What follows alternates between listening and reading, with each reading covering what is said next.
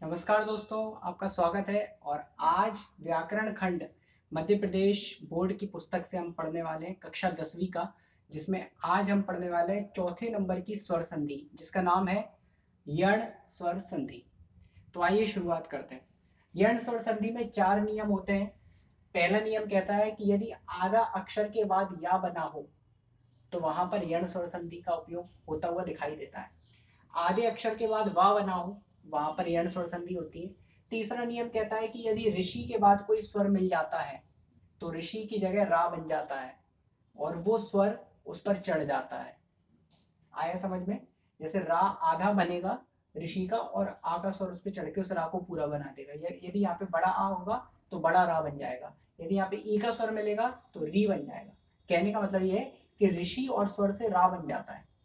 चौथा नियम कहता है कि यदि ली है, ली ला के नीचे ऋषि घुमा हुआ लगा है और उसमें यदि स्वर मिलता है तो क्या होता है, ऋषि हटने के बाद जो ला है वो पूरा बन जाता है। अगर यहाँ पे बड़ा आ जाए तो ला जो है बड़ा बन जाएगा। ठीक है, ऐसे इस तरह। तो इस तरह आप देख सकते हैं ये 4 नियम हमें पढ़ने हैं। ये 4 नियम है यण स्वर संधि के। जैसे कि आप देख सकते हैं यण स्वर संधि, तो यण स्वर संधि के 4 नियम है। इन 4 नियमों को हम देखेंगे। आइए देखते हैं। नियम नंबर 1। तो नियम नंबर 1 की ट्रिक क्या कहती है? यदि आधा अक्षर है और या जुड़ा है, आधे अक्षर के साथ या जुड़ा है तो यण स्वर संधि है। अब कैसे बनती है देखिएगा। यदि किसी भी अक्षर पर, मैं लिख के बता देता हूँ, नोट लिख के बता देता हूँ। यदि किसी अक्षर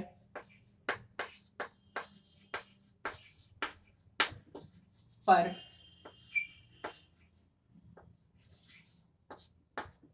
ई का स्वर है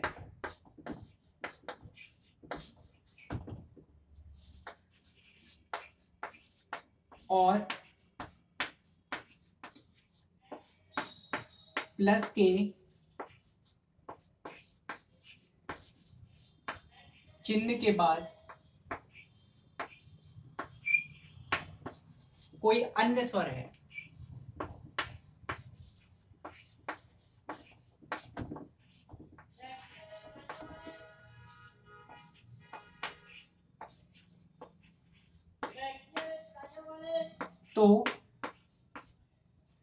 तो क्या होता है, याद रखिए। किसी अक्षर पर छोटी ई का स्वर है और उसके प्लस के बाद कोई अन्य स्वर लगा है तो ये होता है कि वो छोटी ई का स्वर उससे हट जाता है और क्या होता है, वो अक्षर आधा रह जाता है। तो वह अक्षर आधा रह जाता है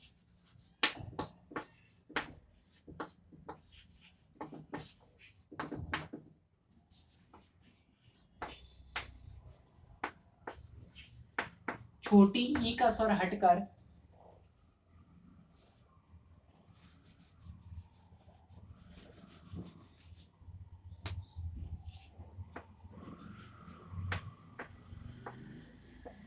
ई का स्वर हटकर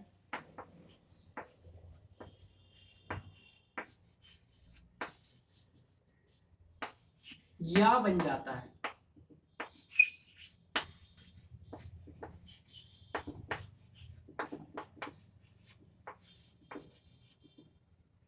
देखिए ई का स्वर हटके या बन जाता है। अब यहाँ पे कहने का मेरा मतलब है ई मतलब इसकी जगह बड़ी ई का स्वर भी हो सकता है, दीर्घ ई भी हो सकता है।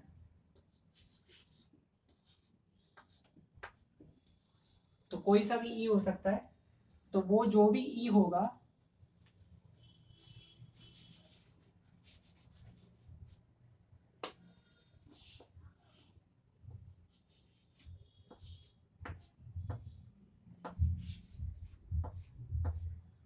वो ई का स्वर हटके या बन जाएगा।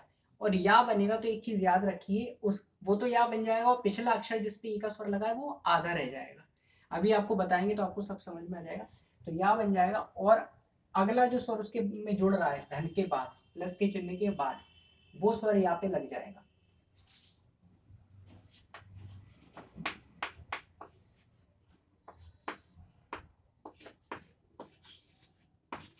और धन के बाद यानी कि प्लस के चिन्ह के बाद जो स्वर है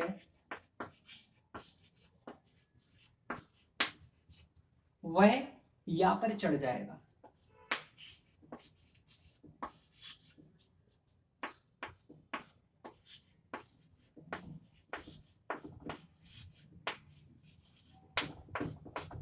इस प्रकार से ये इसका नियम है। तो यहाँ पे नियम ये होता है। अब नियम के बाद हम जरा एक उदाहरण देखते हैं कि कैसे बनेगा ये। यहाँ पे हमने इसका नियम पे हमने नियम तो लिख लिया है पहले वाले का। अब आइए देखते हैं कि कैसे इसका उपयोग करना है। तो देखिए आप, जैसे मैंने बताया किसी भी अक्षर पर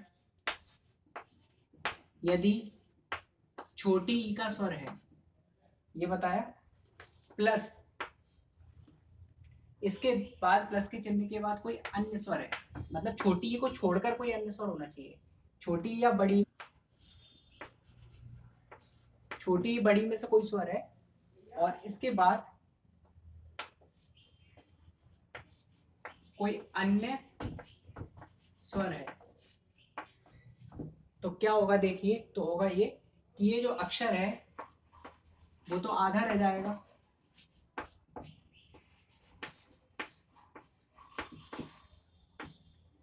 आधा अक्षर रह जाएगा, और जो ई या फिर बड़ी ई है उसका बन जाएगा या,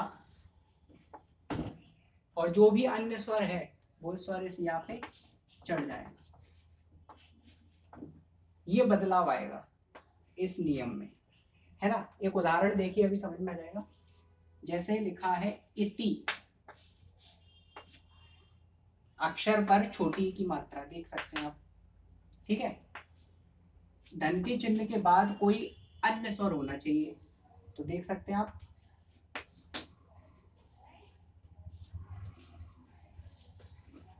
अलम, तो धन के चिन्ह के बाद कोई अन्य स्वर है। अब होगा क्या, अक्षर तो आधा रह जाएगा, जैसे कि देखिए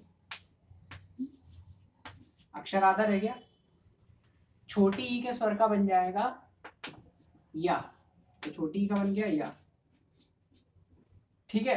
जो भी अन्य स्वर है वो या पे चढ़ जाएगा, तो या, छोटे या का स्वर है या पे चढ़ गया, छोटा या बन गया, ला का ला और माँ का माँ, बस खत्म काम, इतना सा है।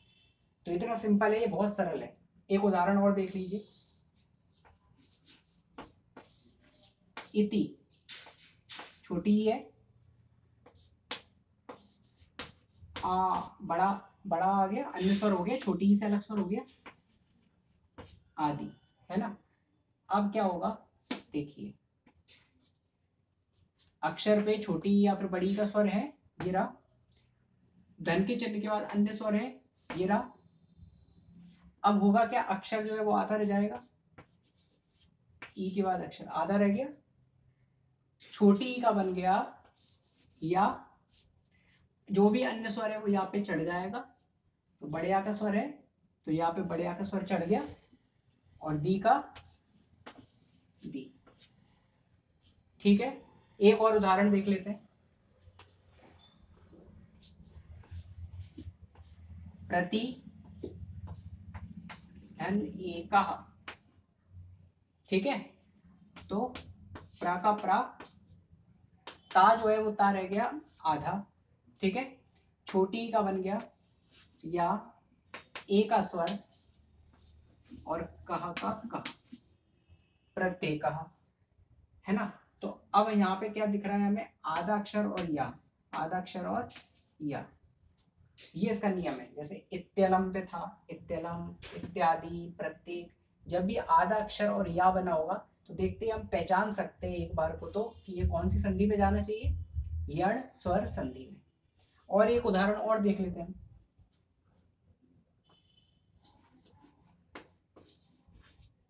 मति प्लस एकः बन जाएगा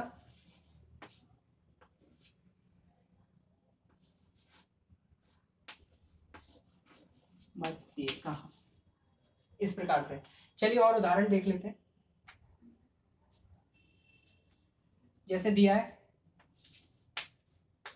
सती धन एव, अब अभी तक छोटी लगा रहे थे, अब मैंने बड़ी का उपयोग करके दिखाया, तो होगा क्या, सा का सा, ता रह जाएगा आधा, बड़ी का बन जाएगा या, ए का स्वर वा का वा, ठीक है। और पति धन ए कहा,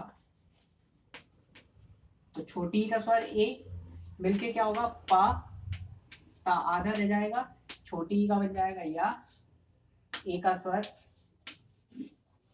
कहा, देख सकते हो आप, है ना। तो ये है, इस प्रकार से जो है यण स्वर संधि का ये पहला वाला नियम जो है पूरा होता है। ऐसे ही ठीक अगला नियम देखते हैं, नियम नंबर 2। आइए, तो नियम नंबर 2 क्या कहता है, यदि अक्षर के बाद छोटा ऊ या बड़ा ऊ का स्वर हो, जैसे ही पिछले वाले में छोटी या फिर बड़ी का था, अगर अक्षर के बाद छोटा ऊ या बड़े ऊ का स्वर हो और प्लस के बाद अन्य स्वर हो, तो होता क्या है, अक्षर तो आधा रह जाता है, छोटे ऊ या बड़े ऊ का बन जाता है वा, और जो अन्य स्वर है वो स्वर वा पे चढ़ जाता है। देखिए उदाहरण के लिए,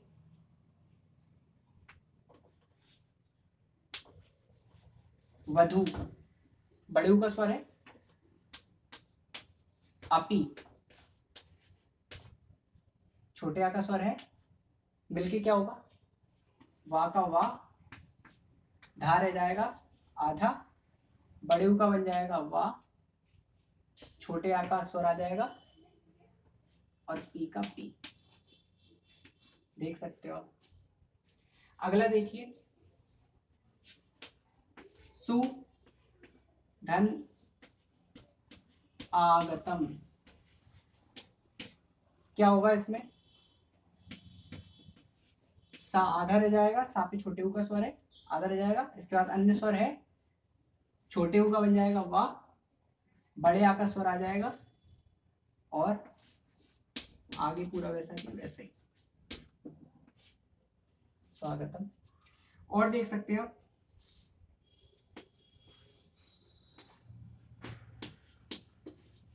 विष्णु प्लस औदार्यम,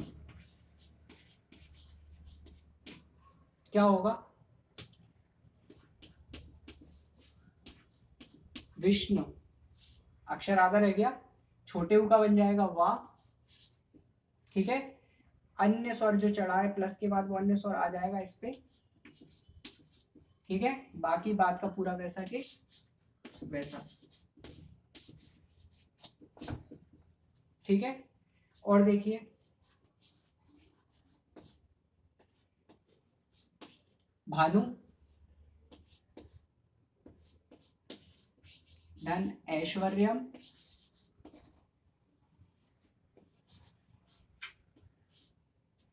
तो क्या होगा, भा का तो भाई आएगा, ना आधा हो जाएगा, ठीक है, छोटे ऊ का बन जाएगा वा, ठीक है, आय का स्वर आ जाएगा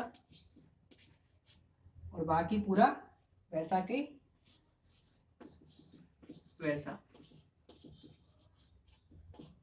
ये भी हो गया। आइए और उदाहरण देख लेते हैं।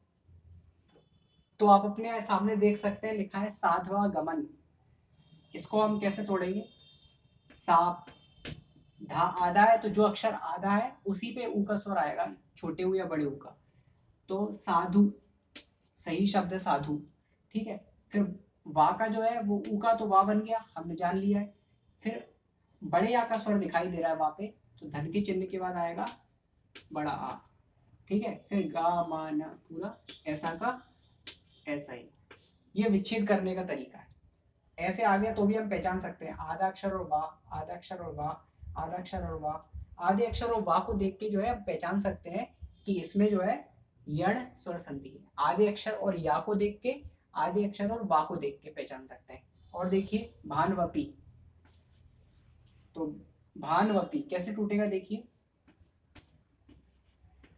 भानु, ना हो गया आधा, वा का बन गया ऊ, वा पे छोटे आ का स्वर है तो छोटा आ ही रहेगा और पी का पी,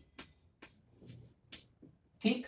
आगे देखिए भ्रगवादी, तो भ्रा का तो भ्रा, गा आधा है तो जो आधा है उसी में छोटे ऊ का स्वर आएगा, ठीक है।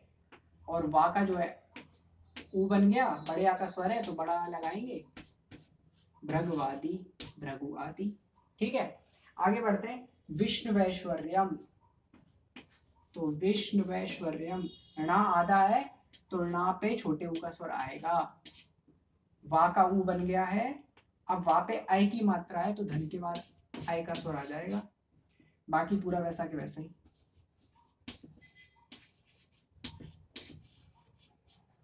अगला भानवोदार्यम,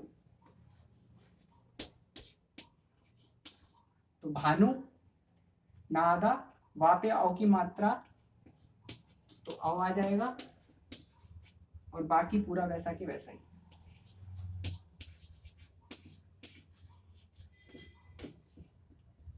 इस प्रकार से ये नियम हो गए। और भी बहुत सारे बन सकते हैं। भानवोदार्यम बनाया है, गुरुवोदार्यम बन सकता है, तो वो भी हम देखते हुए पहचान लेंगे कि जो गुरुवोदार्यम है वो यण संधि है।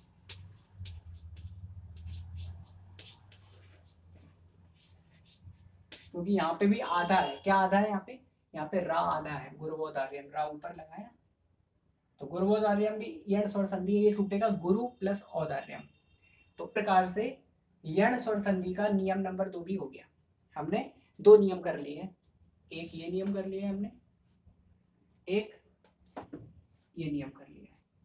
ठीक है, अब नियम नंबर हम देखेंगे 3 देखेंगे कैसे होता है। देखिए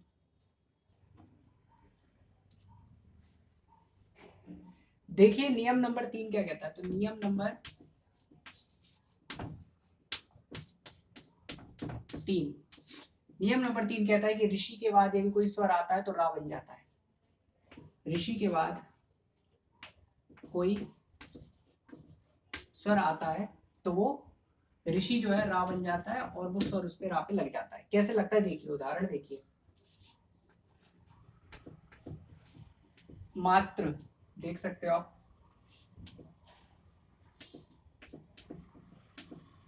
अनुमति, तो क्या होगा देखिए, मात्र, अब लगाए ऋषि, देखिए ता के नीचे ऋषि लगा है तो क्या होगा, ता तो आधा रह जाएगा और ता पे लग जाएगा रा पूरा। अब आधे ता पे जब रा लगता है तो क्या बनता है, हम सब जानते हैं, त्रा, ऐसे बनता है। तो मात्रा बन गया, छोटे आ का स्वर लगाइए, फिर नु मा ती, मतलब जो है रा बन गया। देखिए ऋषि में जब आ मिलेगा तो रा बन जाएगा, रा बन गया, और आधा ता और रा जो है ऐसे लग गया इसमें, मात्र अनुमति, इस प्रकार से। तो ये नियम नंबर 3 हो गया, ये आपकी पुस्तक में भी नियम है।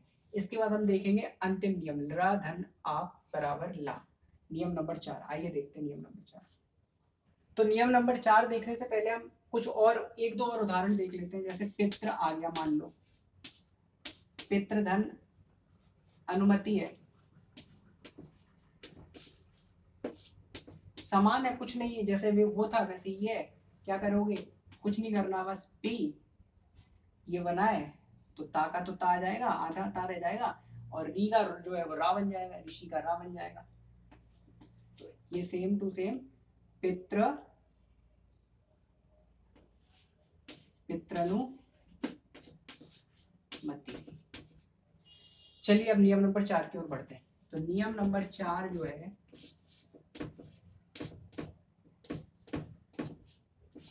वो कहता है कि लरा में अगर आ मिलेगा तो ला बन जाएगा।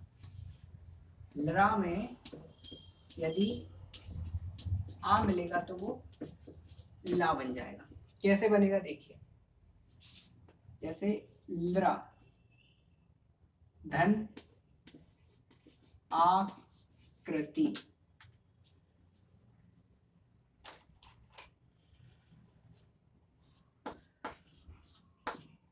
ये 2 उदाहरण, ये कुछ उदाहरण ऐसे हैं जो अक्सर परीक्षाओं में पूछे जाते हैं। आप इन्हीं की तैयारी करेंगे, परीक्षाओं में आ जाते हैं। देख सकते हो आप क्या बताया है इसमें नियम के अंदर कि लरा में आ का जो हुआ तो ला बन जाएगा। देखिए ला बन गया, ये बन गया ला। ठीक है, बड़े आ का स्वर है तो बड़े आ का स्वर इस पे आ जाएगा। जैसे कि अगर यहाँ बड़ा हो तो बड़े आ का स्वर आ जाएगा, बड़े आ का स्वर आ गया, बाद का पूरा वैसा के वैसा ही, लरा लाकृति है ना, ये हो गया। इस प्रकार से जो है ये बनता है। आप देख सकते हैं, आपकी पुस्तक में भी देख सकते हैं, किताब में भी देख सकते हैं आप लोग।